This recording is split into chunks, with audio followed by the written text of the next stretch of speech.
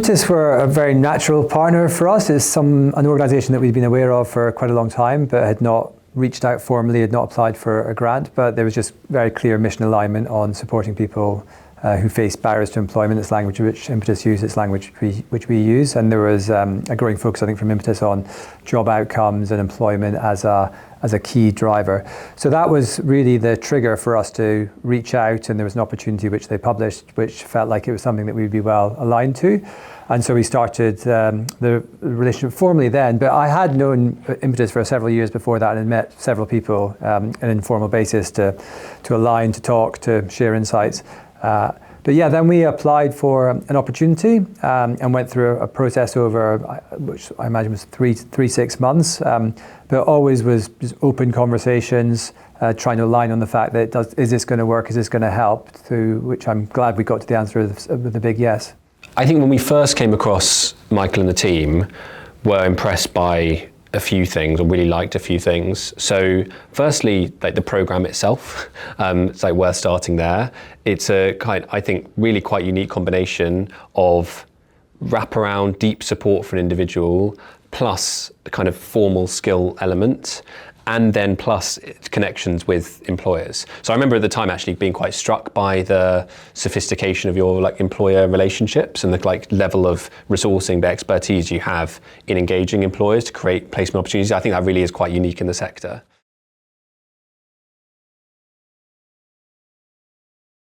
When we first make an investment and start a partnership, we move pretty quickly into what we call driving impact workshops normally. So these are 4 days of pretty intense workshops that are ultimately aimed for an organisation to really clarify their mission in detailed operational form, who they want to work with, where they want to get those people, what outcomes, and how they want to achieve that. And our belief is that unless you have like real clarity and kind of focus on that, you won't ultimately be able to deliver it over the long term. So we move pretty quickly into that. Although it's 4 days, like actually I'm now like thinking about it, it's a number of months in prep, and that's prep for us because we facilitate those workshops, but also prep for an organisation to kind of get into the headspace to make what are sometimes really quite difficult decisions. And I think sort of start thinking about what the right answer might be without that being kind of fully formed. I think you have to fully embrace it as it's not something which you can be passive on. I think there's phases of that process where you're absolutely in listen mode because we're all learning and there's perspectives being shared that maybe haven't been aired before. So you have to be in very active listen mode during those, and it's very thought-provoking and lots of emotions probably get triggered. At the same time, like, you are driving towards clarity in decisions through the process as well. And so, yeah, I think you need to show up. I think of all of the sessions that you might do over the course of the year, it's pretty intense, and you need to be on your A game. I think for you and the rest of the attendees of that meeting, it's not your average meeting. So I would really encourage people to think like that. And so that means the prep work required and just showing up thinking like this is going to be 2 full-on days, but it's going to be worth it. So let's really invest in it and be brave and vulnerable and honest and also trying to be as decisive as we can to drive things forward.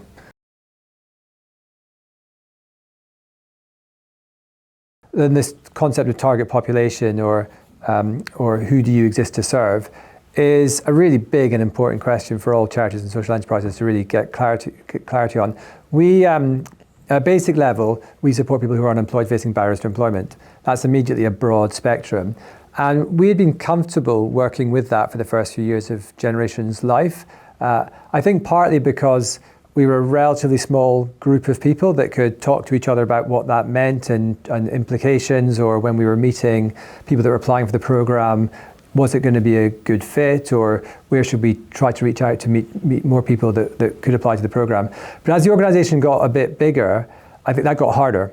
And the fact there wasn't as much definition around it, I think, became a bit of a challenge, particularly as, for example, people joined the organisation often from other charities, and they had their own history of supporting certain groups and their own passions about supporting certain groups. And without us being able to articulate as cleanly as we'd like who we exist to serve and who we probably don't exist to serve, I think that creates a bit of organisational crunchiness. I mean, maybe even distress. It's because it's a topic which a lot of us care about. So we were experiencing some of that as we got into the kind of scale up phase, and we were still doing well and succeeding, but some of these things about, okay, we need more granularity, more fidelity on exactly what our theory of change really means, so that it empowers our staff, so that we are more clear when we go out to partners to talk about who we really are. So I think that was one of the big things that I remember there were teething issues that we were starting to feel as we were growing up a bit, and going through this process really helped with that. After driving impact, we typically, with our organizations, move into strategy, which is how do you want to deliver your mission over a 3 or 5 year period? And I think that was really important in the context of generation, an organization that I think typically has planned like on a year by year cycle. And it felt like it was a really good time to kind of step back and think, actually, what does the organisation want over the next 3 years? Especially now there was greater clarity on the mission itself. So it's like, okay, we know what we want to deliver. Now the question is, okay, what does that look like over a 3 year period? I led on the strategy project for Generation, but we got some critical pro bono support looking at the markets that Generation operate in from Fairgrove Partners. So that was a market for like jobs, market for philanthropy, and also I think looking at young people in the need as well. So it's really fantastic and underpinned, I think, the ambition. I guess in summary, firstly, there was a kind of, if I remember, actually really quite fun ambition setting workshop with like senior management, which is what do we want this organisation to be? We used a fun kind of magazine cover exercise to kind of like define where we thought Generation, where the management team thought Generation wanted to go. And then it was about really working that through. What does that actually practically look like in terms of scale, in terms of outcomes, in terms of target population? And then I think the most interesting bit of the strategy project for me was like, how much stuff can you do at once? Which is like always, I think sometimes a bit of strategy that people don't think about. They think about like the question of strategy is how much you want to grow. A lot of the time actually like that's kind of comes out quite naturally because you look at the markets. But what was really challenging is, okay, in order to deliver our mission, it will mean we have to invest in identifying our target population. We will have to invest in, the new placement phase. We have to invest in X, Y, and Z. And then, we kind of step back and think, well, how feasible is all of this? And that was really difficult and took like quite a number of turns in order to ultimately get to, I think, a really good answer, which was kind of impact-focused strategy that I think, what I think was great about it has learners at the heart of it. It's not about like growing really fast, because ultimately the team recognised that the risk there would be ultimately about learners not getting jobs, which is so fundamental to the heart and the mission of the organisation. So that's where we ended up. I think it's helpful to apply the lens of, well, what would have happened otherwise if you weren't working with Impetus? And I think the reality would be that we would have run a strategy process, but it would have been largely led by me and SMT and some board members, I think. So a lesser version, I think is fair to say. And we need to do it. Like all charities at this kind of size need to have a 3-year strategy. So I think we would have tried to run it. But the fact that there was this level of support, and both from Impetus and Ben in particular, and pro bono partners, made the whole process very deep. And it's kind of amazing. It's the level of service that you would often find in other sectors, like private equity or strategy projects for big FTSE companies. And so to be a small, medium charity, getting that level of service and for your strategy process to be that robust, I think is very different to the reality of most charities' experience. It's been a really great relationship as far as I'm concerned, like a really strong, and I think a great example of how Impetus partner relationship should work.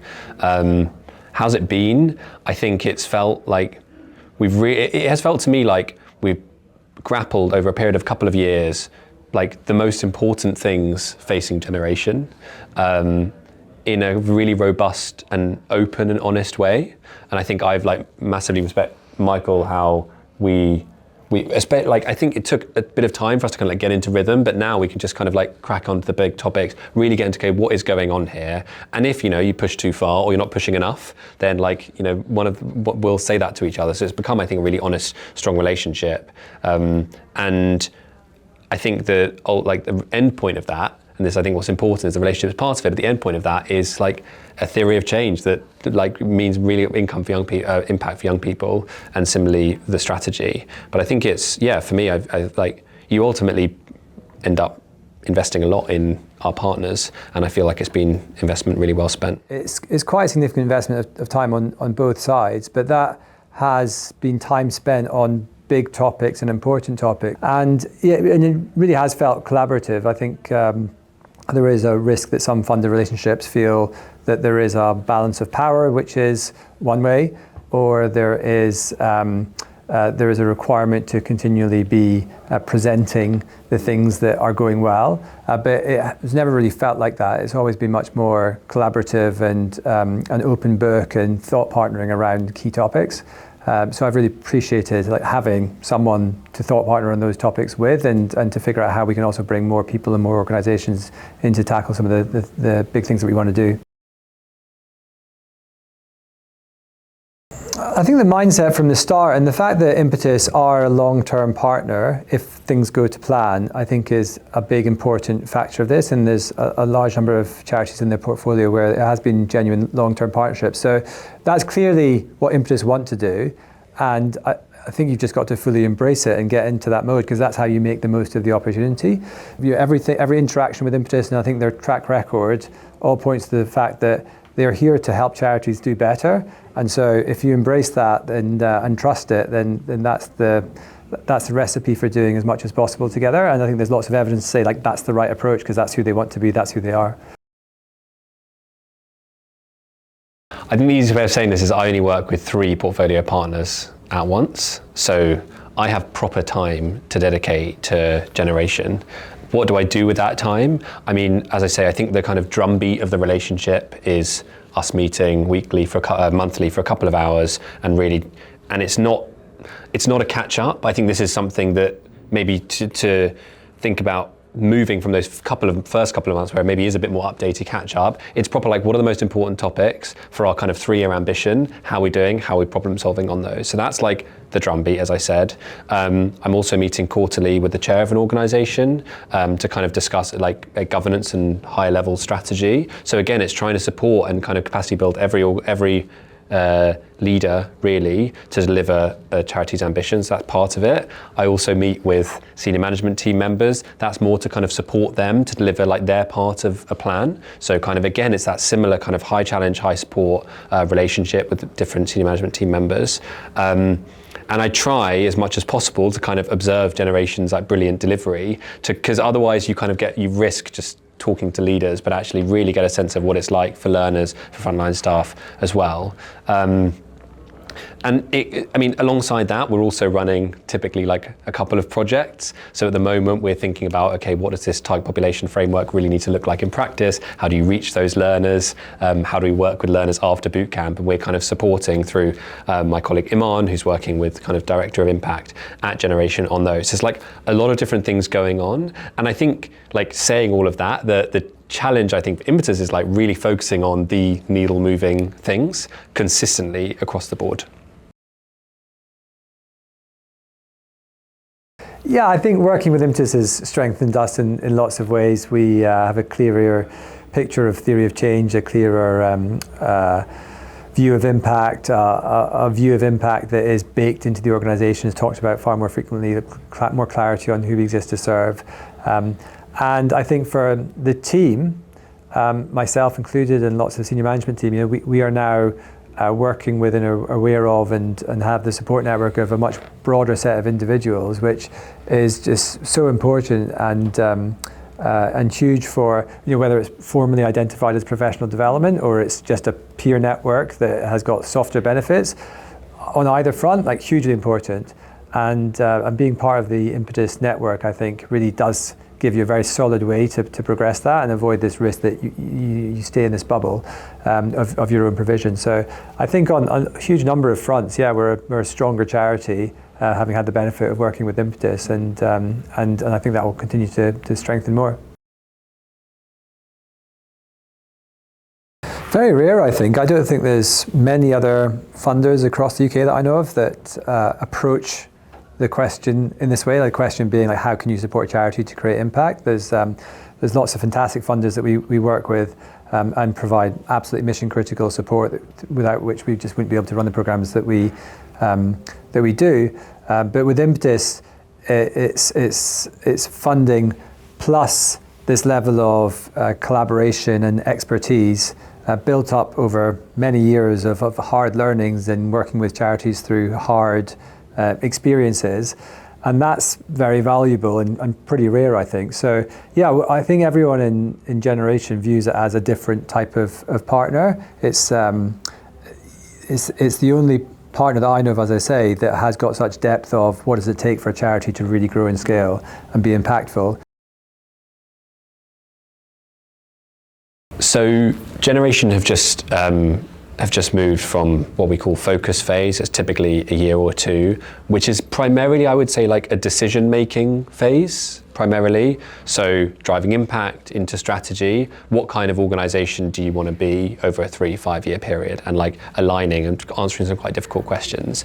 Build is kind of what it says on the tin, in that it's, you know, we've decided this is where we want to be. Now we need to actually build the infrastructure to deliver it and deliver it consistently. We've just reinvested for 3 years. We've got proper time and funding to be able to say, okay, like what are these priorities?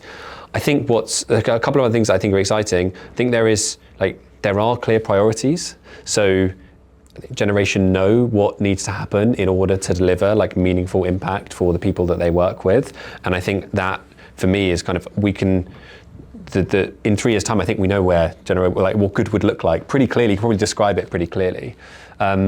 And I think actually, like, there's been really exciting external validation of Generation's impact. So got an Ofsted outstanding, one of the first, or maybe the first bootcamp provider to get it last year. Like, that is a huge kind of, you know, badge of honor. And then DWP found a kind of jump in outcomes for people before the program to after the program, kind of validating Generation's data. Like, these are not normal things in the sector. So I think there's like really exciting foundations to build on. Yeah, as we go into the build phase, I think there's a few things which are really exciting. One is we are growing, we're trying to help more people, and the outcomes we're achieving we're very proud of. I think that one of the things I'm most excited about is as we codify this approach, you just make it more robust, and the outcomes should increase, and you're also better placed to scale. And all of that, I mean, that sounds like business jargon, but what that means is you're helping more young people get into great jobs.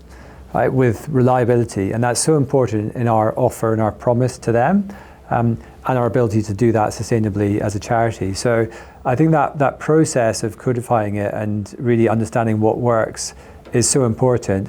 We've got amazing staff who do just an unbelievable job of supporting every learner that was with us, and typically achieves great success with those individuals and progresses them a huge amount.